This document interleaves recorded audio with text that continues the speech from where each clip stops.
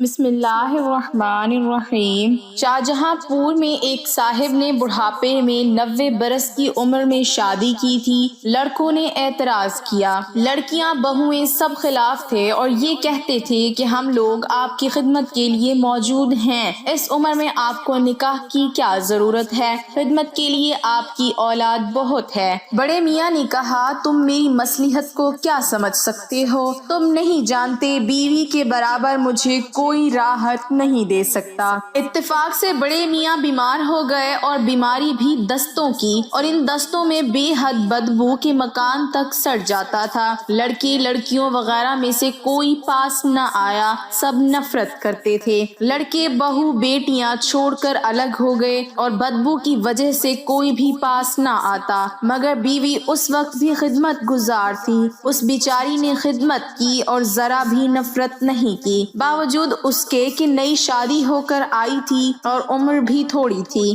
بیچاری ہر وقت سہارا لگا کر بٹھلاتی، ان کو پیروں پر بٹھلا کر پاخانہ کراتی اور استنجا کرا کے کپڑوں کو پاک و صاف کرتی۔ دن میں 20-25 دست بھی آ جاتے تو ہر دفعہ اس کو پاک صاف کر کے لٹاتی تھی، کپڑوں کو دھوتی صاف کرتی تھی۔ اس وقت بڑے میاں نے کہا کہ میں نے اس دن کے واسطے نکاح کیا تھا۔ پھر وہ بیماری سے شفا یاب ہوئے تو لڑکوں کو بلایا اور کہا، تم نے اپنے خدمت کا حال دیکھ لیا، اسی کے بھروسے پر مجھ سے کہتے تھے کہ تمہیں شادی کی کیا ضرورت ہے، اب تم نے ضرورت دیکھ لی۔ اگر اس وقت میری بیوی نہ ہوتی تو تم چھوڑ کر الگ ہو گئے تھے، میں اکیلا پڑا سڑتا رہتا۔ حقیقت میں بیماری میں بہو بیٹیاں ہرگز وہ کام نہیں دے سکتی جو بیوی دے سکتی ہے۔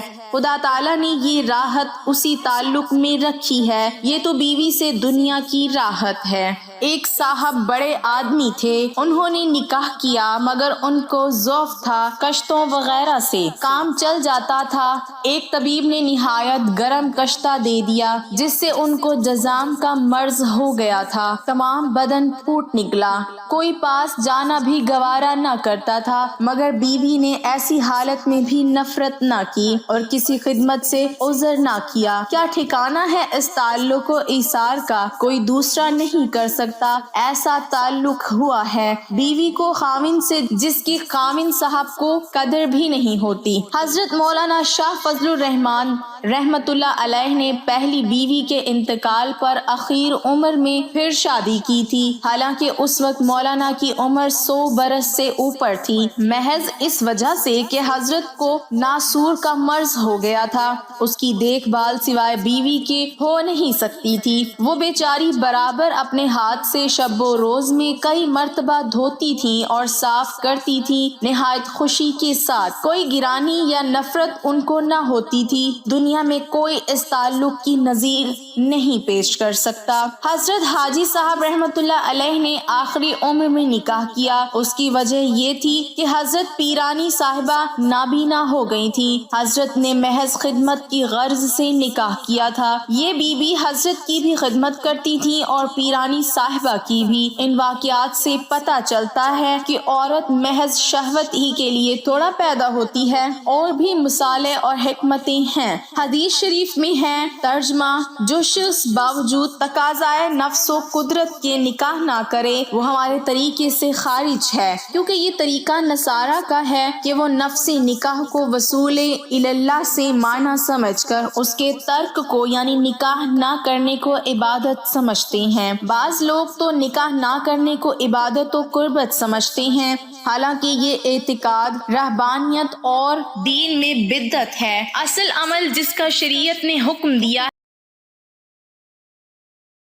ڈیئر ناظرین، پلیز چینل کو سبسکرائب کر دیں، شکریہ۔ نکاح ہی ہے تو اس کا ترک کرنا عبادت نہیں ہو سکتا۔ جب انسان کی حالت نکاح کی ضرورت کی ہو تو ترک نکاح سبب ہو جائے گا بہت سے فتنوں کا، کیونکہ تقاضے کی دو قسمیں ہیں، ایک شدید تقاضا، ایک مطلق تقاضا۔ بس مطلق تقاضا تو کسی طرح بھی زائل نہیں ہونا چاہیے، کوئی کیسا ہی مجاہدہ کرے اور کیسی ہی سرد دوائی استعمال کرے، مگر پھر بھی مطلق تقاضا باقی رہتا ہے۔ ہم نے ایک 70 70 برس کے بڈھے کو دیکھا ہے جسے ایک لڑکے سے محبت تھی، حالانکہ وہ خود کسی مصرف کے نہ تھے، مگر اس کی طرف دیکھنے کا تقاضا تھا، اور تقاضا شہوت کے ساتھ تھا جو یقیناً حرام تھا۔ غرض مجاہدہ سے یہ نہیں ہوتا کہ تقاضا بالکل زائل ہو جائے، بلکہ یہ نہ تو بڑھاپے سے زائل ہو، نہ کسی دوا سے، نہ تقلیل غذا سے۔ بس مجاہدہ کا نفع یہ ہے کہ تقاضا خفیف ہو جاتا ہے کہ پہلے مقاومت دشوار تھی، اب آسان ہو گئی۔ اگر تقاضا بالکل زائل ہو جائے تو ثواب کیوں کر ہوگا؟ ثواب تو اسی واسطے ملتا ہے کہ آدمی تقاضا کا مقابلہ کر کے نیک کاموں پر جمع رہتا ہے۔ اگر کسی کو عذر ہو اور اس عذر کی وجہ سے نکاح نہ کر سکتا ہو تو وہ حدیث مذکورہ کی وعید سے مستثنی ہے۔ عذر بدنی ہو یا مالی یا دینی، عذر بدنی و مالی تو ظاہر ہے۔ دینی عذر یہ کہ نکاح کے بعد ضعف ہمت کی وجہ سے دین کی حفاظت نہ کر سکے گا، یا دینی اشغال کی وجہ سے بیوی کے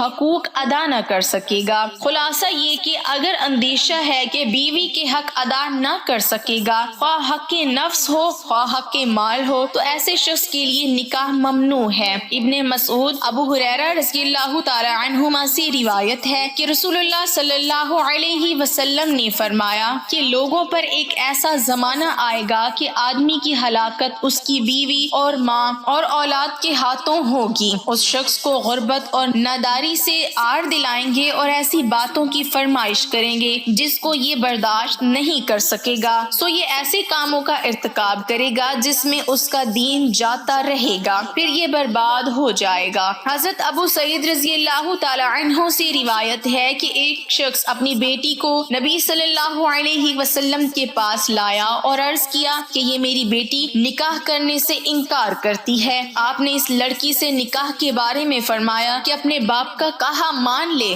اس نے عرض کیا قسم اس ذات کی جس نے آپ کو سچا دین دے کر بھیجا، میں نکاح نہ کروں گی جب تک آپ مجھے یہ نہ بتا دیں کہ خاوند کا بیوی کے ذمے کیا حق ہے۔ آپ صلی اللہ علیہ وسلم نے حقوق کا ذکر فرمایا۔ اس نے عرض کیا قسم اس ذات کی جس نے آپ کو سچا دین دے کر بھیجا، میں کبھی نہ کروں گی۔ آپ نے فرمایا عورتوں کا نکاح جب شرعاً وہ با اختیار ہوں ان کی اجازت کے بغیر مت کرو۔ پہلی حدیث میں مردوں کے عذر کا ذکر ہے اور وہ عذر ظاہر ہے، یعنی جب دین کی ضرر کا قوی اندیشہ ہو، اور دوسری حدیث میں عورت کے لیے عذر ہے، اس کا عذر یہ تھا کہ اس کو امید نہ تھی کہ خامن کا حق ادا کر سکوں گی، اس لیے آپ نے اس کو مجبور نہیں فرمایا۔ اسی طرح جب کسی بیوہ عورت کو یہ اندیشہ ہو کہ دوسرا نکاح کرنے سے اس کے بچے برباد ہو جائیں گے تو ایک حدیث میں یہ بھی عذر ہے۔